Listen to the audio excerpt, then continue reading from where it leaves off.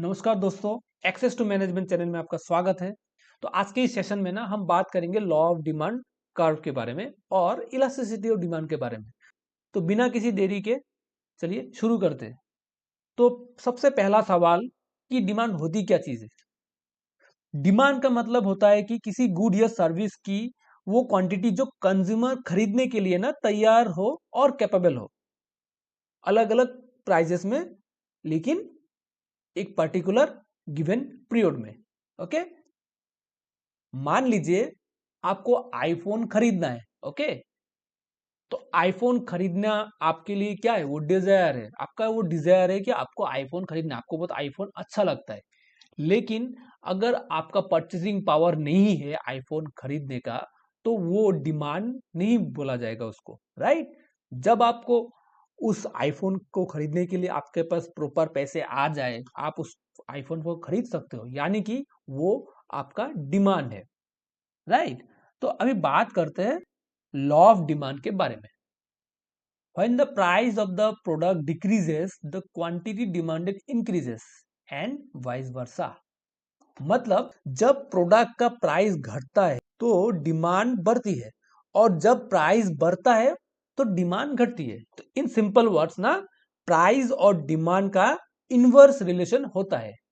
अगर price price बढ़ती है तो डिमांड क्या होगा, घटती है, राइट।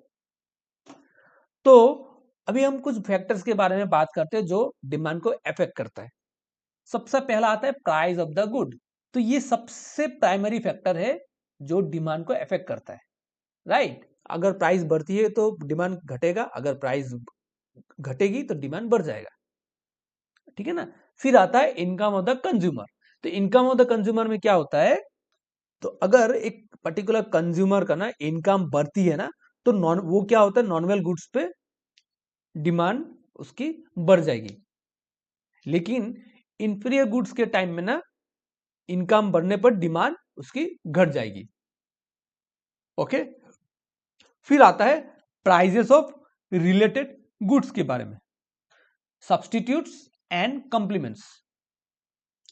सब्सटीट्यूट्स मतलब किसी भी दो चीजें को, मान लीजिए टी एंड कॉफी, ठीक है ना।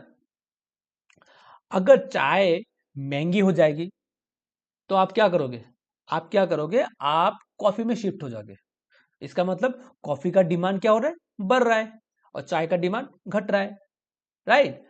क्योंकि चाय का प्राइस बढ़ रहा था ना, इसलिए कॉफी का डिमांड बढ़ गया। तो यहाँ पे आप देख सक रहे हो ना, दोनों क्या हो रहा है, पॉजिटिव डायरेक्शन में जा रहा है, एक ही डायरेक्शन में दोनों जा रहा है। Price of the T and demand of the coffee, दोनों क्या हो रहा है, पॉजिटिव जा रहा है ना। इसका मतलब दोनों में, सब्स्टिट्यूट के बीच में ना, दोनों में पॉजिटिव रिलेशन है। ठीक उसका उल्टा आप कॉम्प्लीमेंट्स में आइए। कॉम्प्लीमेंट्री प्रोडक्ट्स मतलब मान लीजिए पेट्रोल एंड पेट्रोल वाली कार। अगर यहाँ पे पेट्रोल का दाम अगर बढ़ गया तो क्या होगा, हमारा जो पेट्रोल वाली कार है ना, उसका डिमांड घट जाएगी। क्योंकि लोग क्या होगा, उसको खरीदना बंद कर देंगे, क्योंकि वो पेट्रोल से चलती है, पेट्रोल महंगा आ रहा है, ठीक है ना। वो क्या होंगे, वो ईवी पे शिफ्ट हो जाएंगे। इसका मतलब demand for petrol car will decrease if if price of the petrol increases. यहाँ पे क्या हो रहा है, इनवर्स रिलेशन हो रहा है, राइट। इसके बाद आता है कंज्यूमर प्रेफरेंसेस। एक कंज्यूमर का ट्रेंड्स और टेस्टेस काफी इन्फ्लुएंस करता है उसकी डिमांड पे, राइट। फिर आता है एक्सपेक्टेशन। अगर आपको लगता है कि प्राइस फ्यूचर में बढ़ेगा तो आप क्या करोगे, उस पर्टिकुलर कमोडिटी को आप क्या करोगे, जितना हो सके आप खरीद लोगे ज्यादा से ज्यादा। फिर आता है पॉपुलेशन एंड डेमोग्राफिक्स। तो जितनी ज्यादा पॉपुलेशन होगी उतनी ज्यादा डिमांड, राइट। तो आगे बढ़ते हैं। अभी हम बात करेंगे मूवमेंट ऑफ डिमांड कर्व के बारे में। तो जब प्राइस चेंज होता है ना, तो डिमांड कर्व ना ऊपर या नीचे मूव करता है, ठीक है ना। कैसे मूव करता है मैं आपको बताता हूं। तो मान लीजिए अभी करंट प्राइस क्या है, P1 है। तो P1 के लिए क्वांटिटी डिमांड कितना है, Q1, राइट। जब प्राइस हमारा इंक्रीज हुआ है, P1 से P आ गया, P1 से P आ गया, तो हमारा जो क्वांटिटी है ये क्या हो रहा है, वो भी Q1 से Q आ गया, देखिए, राइट। मतलब जब हम प्राइस को बढ़ा रहे हैं ना, तो हमारा जो क्वांटिटी डिमांड क्या हो रहा है, वो घट रहा है, राइट। जितना बढ़ाते रहोगे ना, उतना क्या होगा, हमारा क्वांटिटी क्या होगा, घटते रहेगा। इसका मतलब ये जो कर्व है ना, आपको जो दिख रहा है, ये इस डायरेक्शन में मूव हो रहा है, ठीक है ना। तो इसको हम लोग बोलते हैं कॉन्ट्रैक्शन ऑफ डिमांड, राइट। इसके ऑपोजिट अगर जाए हम, इस बार हम क्या करेंगे, प्राइस को घटा देंगे। अभी हम क्या कर रहे हैं, P2 से P कर दिए, राइट। तो P2 से P किए, तो पहले P2 का क्वांटिटी डिमांड कितना था, Q2 था। जब P में आया तो इसका कितना बढ़ गया, Q बन गया, Q2 से Q बन गया, मतलब क्वांटिटी यहाँ पे बढ़ रहा है। फिर P से P1 कर दिया और घटा दिया प्राइस। तो प्राइस के घटने के साथ साथ हमारा जो क्वांटिटी है ना, वो बढ़ रहा है, देखिए। इसका मतलब क्या हो रहा है, आप देख सकते हो यहाँ पे, आप देखिए जितना प्राइस आप डिक्रीज कर रहे हो ना, जैसे P2 से P आ गया, तो यानी कि इसका जो क्वांटिटी डिमांड पहले Q2 था, अभी Q2 से क्या बन गया, वो Q बन गया। इसका मतलब क्या हो रहा है, ये जो कर्व है ना, ये किस डायरेक्शन में मूव कर रहा है, इस डायरेक्शन में मूव कर रहा है, बाहर की तरफ मूव कर रहा है, जिसको हम लोग बोलते हैं एक्सपेंशन ऑफ डिमांड, राइट। तो अभी मुझे एक एग्जांपल मैं आपको बता रहा हूं, ये आप कमेंट सेक्शन में मुझे बताइए जरूर। If the price of the apples decreases from 100 KG to 80 KG, यहाँ पे प्राइस क्या हो रहा है, घट रहा है, 100 पर केजी से 80 पर केजी तक आ गया, राइट। तो क्वांटिटी डिमांडेड इंक्रीजेस, तो यहाँ पे डिमांड जो है ना 5 केजी से 7 केजी बढ़ गया। तो ये बताइए मुझे कि ये एक्सपेंशन ऑफ डिमांड है या कॉन्ट्रैक्शन ऑफ डिमांड है। ये ना, ये है एक्सपेंशन ऑफ डिमांड, क्योंकि यहाँ पे प्राइस क्या हो रहा है, घट रहा है।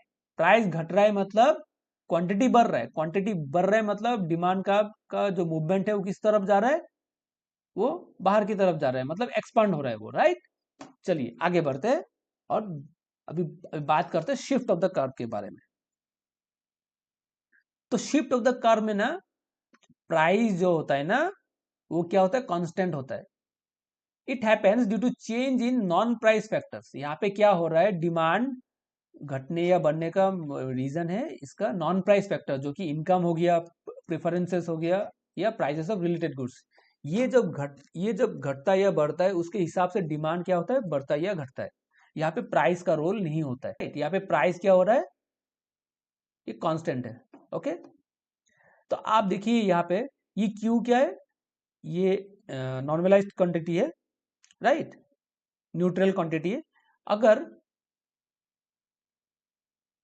कोई भी आपका अगर इनकम बढ़ रहा है, तो आप क्या करोगे, डिमांड को, आपका क्वांटिटी डिमांडेड बढ़ जाएगा, राइट। तो आप क्या करोगे, क्यू से Q1 में शिफ्ट हो जाओगे। क्यू से Q1 में शिफ्ट हो गया, तो आपका डिमांड का क्या रहेगा, D1 बन जाएगा, ये यहाँ पे आ जाएगा। मतलब आप इंक्रीज इन डिमांड होगा, तो ये क्या होगा, आप राइट वर्ड शिफ्ट करोगे, राइट। ठीक उसके उल्टा, अगर आपका डिमांड, सॉरी, आपका जो इनकम अगर घट रहा है, तो आपका क्या होगा, डिमांड भी घटेगा, राइट। अगर आपका डिमांड घट रहा है, तो क्या होगा, ये डिक्रीज इन डिमांड, जो कि आपका लेफ्ट वर्ड शिफ्ट हो रहा है, ठीक है ना। तो इसको हम लोग बोलते हैं शिफ्टिंग ऑफ द कर्व। तो आगे बढ़ते हैं, अभी बात करते हैं इलास्टिसिटी ऑफ डिमांड के बारे में। It measures the responsiveness of the quantity demanded to changes the price, income और the prices of the related goods. यानी कि डिमांड कितनी सेंसिटिव है प्राइस, इनकम या रिलेटेड गुड्स के प्राइस को चेंज के लिए। यानी कि डिमांड कितनी सेंसिटिव है प्राइस, इनकम या रिलेटेड गुड्स के प्राइस चेंज के लिए, राइट। इसके 3 टाइप्स होते हैं, price elasticity of demand, income elasticity of demand and cross price elasticity of demand. तो पहले हम लोग प्राइस इलास्टिसिटी ऑफ डिमांड के बारे में बात करेंगे। It is a measure of how much the quantity demanded changes when the price changes. यानी कि ये मेजर करता है कि प्राइस बढ़ना या घटना पर डिमांड कितनी चेंज होने लगता है। इसको हम लोग एक एग्जांपल से समझते हैं, तो आपको ज्यादा समझ में आएगा। तो मान लीजिए एक प्रोडक्ट 10 रुपये का है, लेकिन जब उसका प्राइस 10 रुपये से 12 रुपया हो गया ना, तो उसका डिमांड गिर जाती है, राइट। उस टाइम ना प्राइस इलास्टिसिटी और डिमांड का यूज करके हम उस चेंज को मेजर कर सकते हैं, और उसी चेंज को हम लोग प्राइस इलास्टिसिटी डिमांड भी कहते हैं। यानी कि percentage change of quantity demanded by percentage change in price. इसका हम लोग न्यूमेरिकल्स नेक्स्ट वीडियो में हम लोग करेंगे, राइट।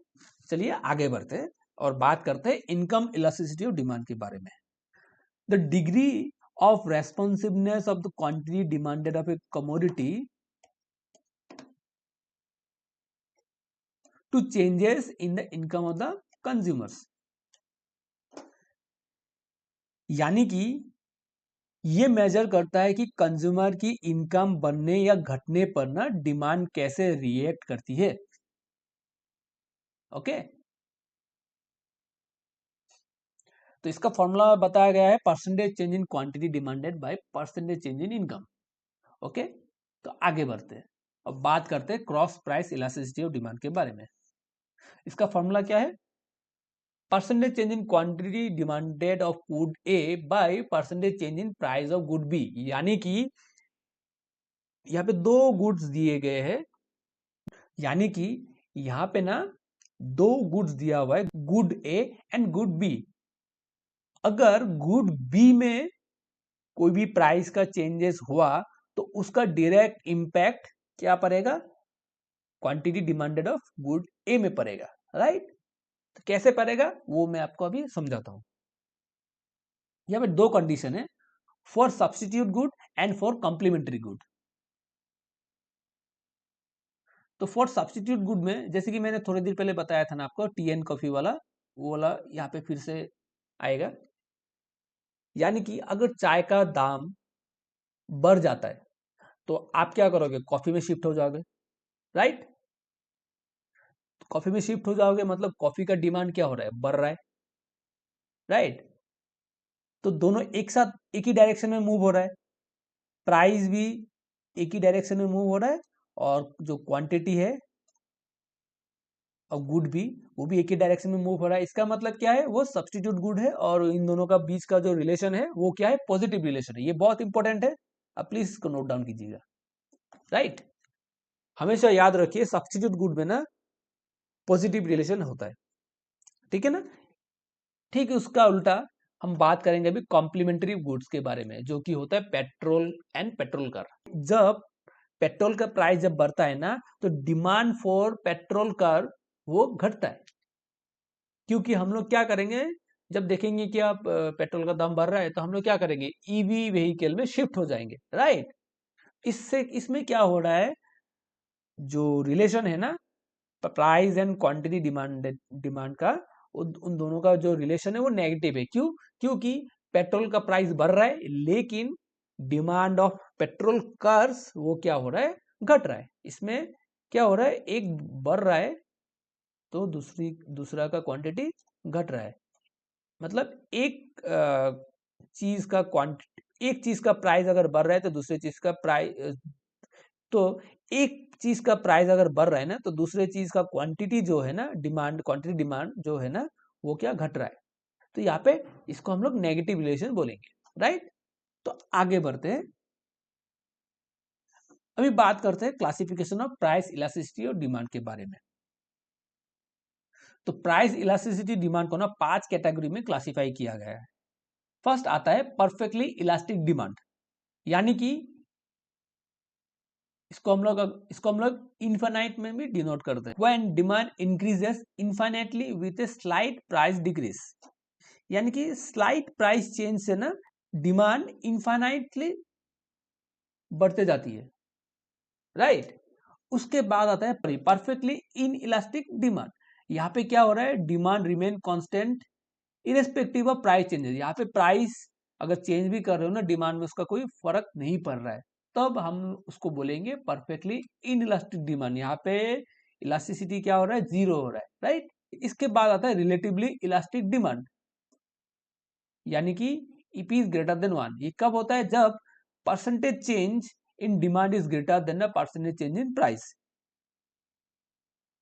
यहाँ पे जो परसेंटेज चेंज इन डिमांड है ना, वो परसेंटेज चेंज इन प्राइस से ज्यादा रहेगा। अगर ऐसा होता है तो हम बोल सकते हैं क्या, ये एक रिलेटिवली इलास्टिक डिमांड। हम लोग नेक्स्ट जो न्यूमेरिकल्स करेंगे ना, वहां पे हम लोग इस चीज को और डिटेल में समझेंगे। ठीक है ना। तो आगे बढ़ते हैं, रिलेटिवली इन इलास्टिक डिमांड के बारे में थोड़ा पढ़ लेते हैं। Percentage change in demand is smaller than the percentage change in price, यानी कि इसका उल्टा। यहाँ पे क्या हो रहा है, percentage change in demand is smaller than percentage change in price, यानी कि यहाँ पे लेस देन 1 आंसर आएगा। ठीक है ना। इसके बाद आता है यूनिटरी इलास्टिक डिमांड।